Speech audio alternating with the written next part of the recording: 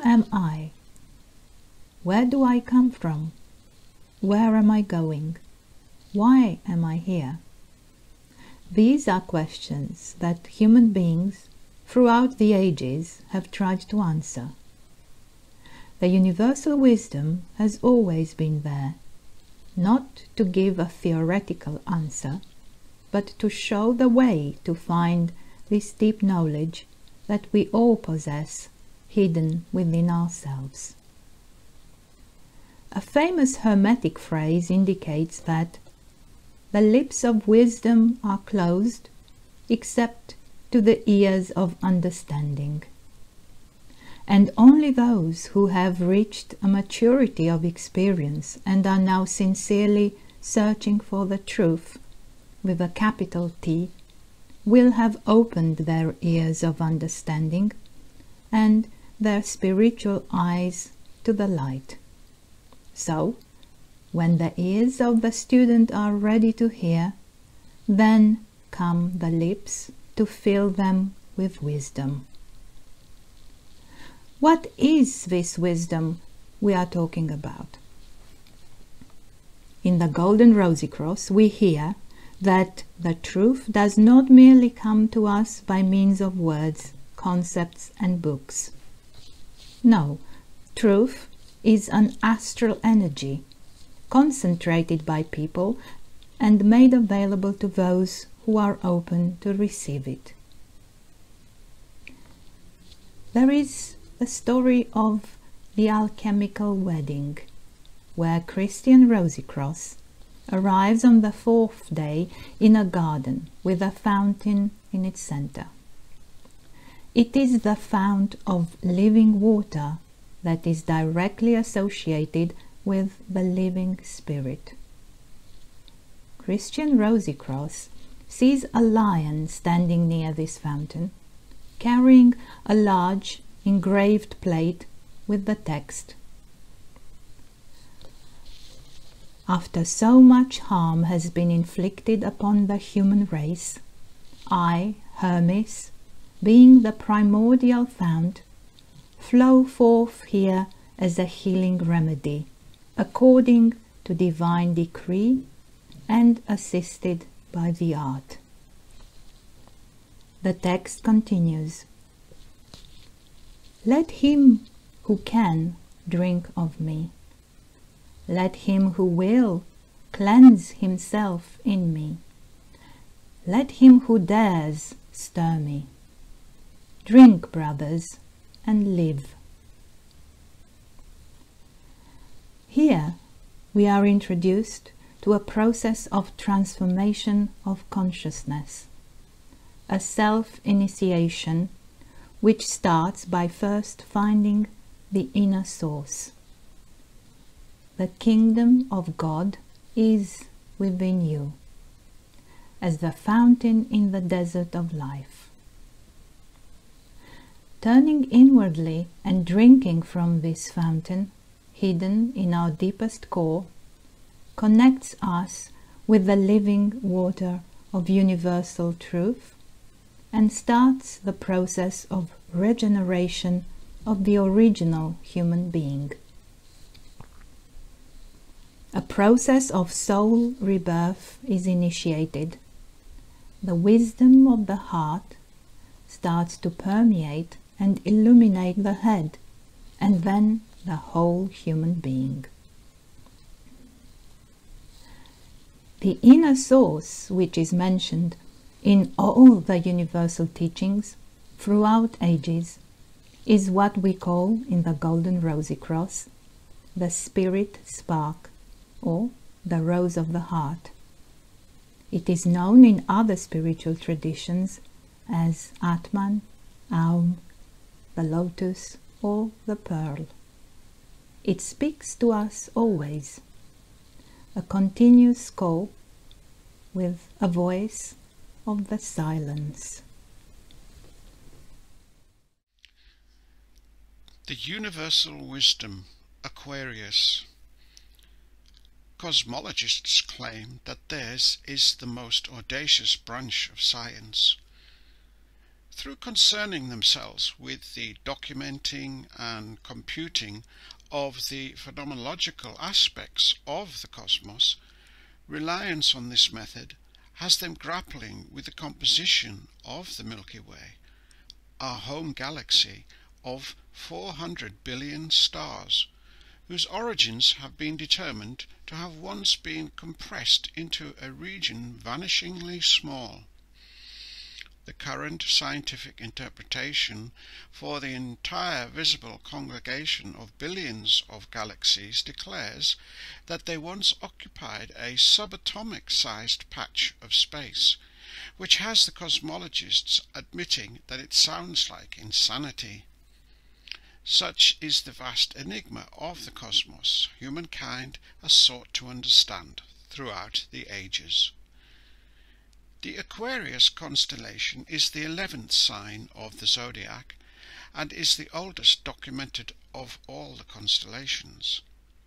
It is located in what is known as the water section of the sky, with others like Cetus the whale, Pisces the fish, and Eridanus the river. An astrological explanation for the zigzag lines forming the basic Aquarius symbol is that it represents two vibrations, that of the earthly phenomenological domain, or our world of dualistic experience, ruled as it is by the constant reconciliation of opposites.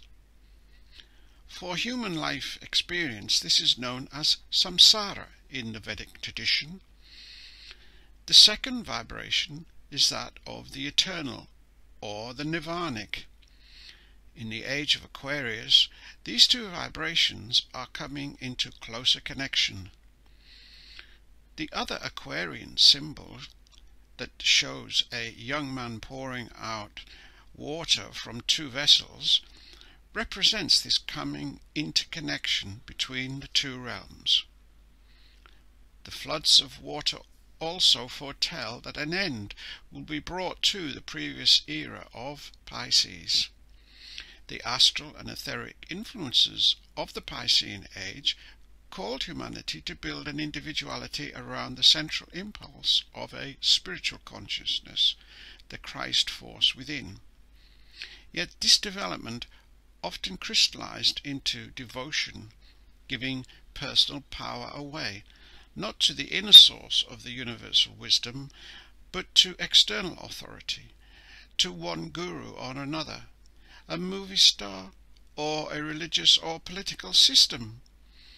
The Piscean Age became mostly characterized as being one for daydreamers, people of artistic persuasion, but also of addiction or delusion. Pisces was therefore a time of idealism, when people were ruled by strongly held beliefs of all different kinds, rather than the certainty of true faith in the renewed soul, Jesus, connected with the development of true reason under the guidance of the Spirit, Christ. With no tolerance for accepting the beliefs of others, it was oppositional, as others were then seen as morally bad, and therefore the outcome was to fight over beliefs. The esoteric keynote for Pisces became I believe. By contrast, the age of Aquarius, in which humanity has now entered, represents a renewed possibility for humanity to connect itself with the direct impulse of the Spirit.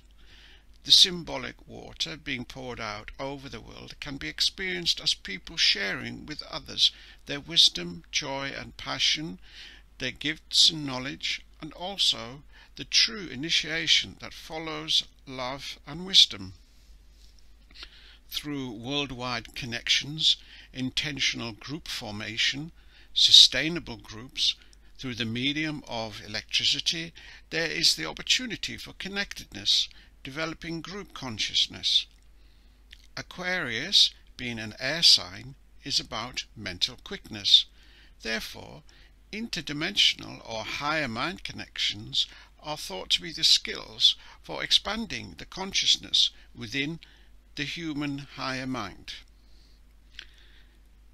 The new guidance must be found within, as there are no longer outside authorities to bow down to, and so we are called to learn from the world, where each one can discover their own path by the puzzle pieces falling together through our own insight.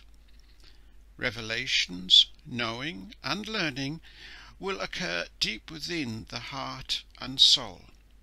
Therefore, the Aquarian esoteric keynote is I know, the purified intuition of the spirit, soul, human being. However, all these influences are not guaranteed to us automatically and need some true guidance to bring them to a proper spiritual development. One of the founders of the School of the Golden Rosicross, Jan van Reichenborg, in his works on the Egyptian arch gnosis, explains that the spirit spark atom is life, ignited by the Spirit of God. The monad is therefore a concentration of life around that, and so whatever the individual situation, the body of birth in nature is always the Spirit of God that has re-entered another earthly incarnation, because behind all the boundless activity in the microcosm stands the spirit of eternity within the microcosm, to which it can be reunited by undergoing a process of regeneration of soul consciousness. Present-day mankind is transiting out of an astronomical period in which the solidification of bodies has reached its nadir from a spiritual perspective. Our microcosmic system, our microcosmic sphere nucleus contains the spirit within, the spirit spark atom. Through the vivifying activity of this radiation, an amalgamation of atoms is manifested, the body, which is constantly maintained by that radiation. The nucleus on one hand and the body on the other remain together, and they are linked by the ensouling essence. In this way the spirit and the body may coexist. There comes a time, however, when the radiation of its nucleus is no longer capable of making itself sufficiently felt in the system. At this point, the person, as an image bearer, needs to be willing to cooperate with the spiritual radiation from within, which is now being ever more strongly stimulated in these times as the earth enters the cycle of Aquarius. To enter today the path of inner initiation that exists also as a revealed philosophy, the Golden Rosicross presents this process and wishes to show that to its pupils and members. There is also the universal community of the light that is connected to this work, the servants, the helpers of the gnosis. For this is a group of people who together call upon the light and use that light in their life for the purpose of the new soul. If we cast our inner vision towards human history, we will recognize that throughout the ages, mankind has been called to find the true purpose of life. Innumerable spiritual impulses have emanated from the eternal all, manifesting through great initiates, spiritual leaders, communities that professed the fundamental necessity to shift the human consciousness beyond the struggle for survival, beyond the imposition of the tribe on other tribes, the nation on other nations, and most of all, beyond our own personal striving to affirm ourselves in this world of illusion referred to as samsara. A great call has accompanied us, adapting to the times, the specific cultures, but whose pillars were always standing on the firm ground of the spirit. In this critical moment in which we find ourselves today, again being drawn towards seeking for what is the essential in life, so as to unveil the great mystery in our life and let it fully manifest within ourselves.